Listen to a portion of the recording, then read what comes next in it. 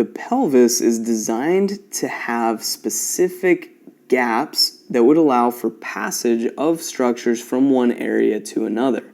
However, we want to limit where those go and provide as much support within this area as possible. So we actually close off the inferior aspect of the pelvis with both muscular and soft tissue connective elements like ligaments and membranes. And this is really going to start to enclose this space and limit the path of structures from one area to another. Now the pelvic floor, or the pelvic diaphragm, is going to be this bowl-like or funnel-shaped collection of structures that is going to help serve this supportive role, but needs to allow for passage of specific contents within this area.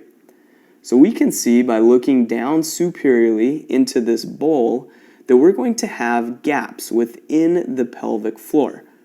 Posteriorly, we have an opening that would allow for the passage of the anus and anal canal, while anteriorly in the male we're going to have an opening that would allow for the passage of the urethra. In females, we would also have an opening for the vagina or vaginal canal within the same midline gap. Now, the muscular elements that form this are often referred to as the pelvic diaphragm or the pelvic floor. And this will be comprised of two key elements: the coccygeus posteriorly and the levator ani anteriorly and laterally. We can see that the coccygeus muscle is going to largely parallel the path of one of the ligaments within this area, the sacrospinous ligament. So these two structures, the coccygeus and the sacrospinous ligament, both attach from the sacrum posteriorly to the ischial spine anteriorly and laterally. So this is a fairly non-mobile muscle, though it is going to provide a little bit of tension. The majority of the resistance and the ability to increase pressure within the space is performed by the levator ani, which is actually going to have three structural elements that are going to be named based on their sites of attachment.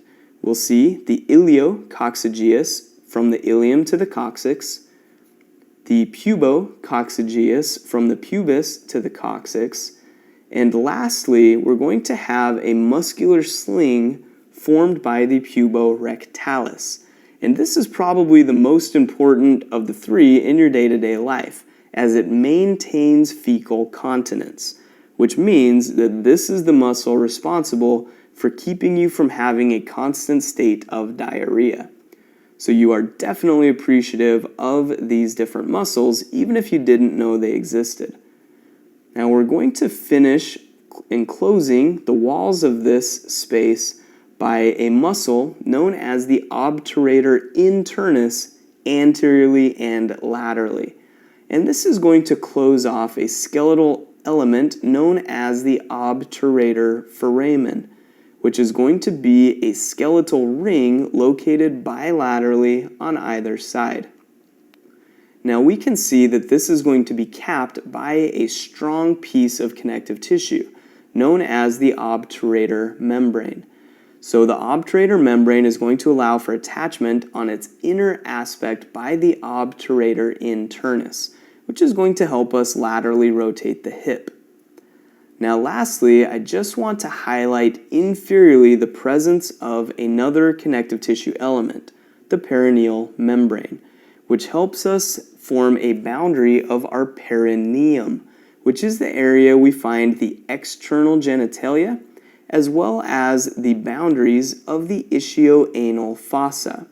So to get structures to the external genitalia, we need to actually leave out of the pelvis and then tuck back in to this area of the perineum known as the ischioanal fossa.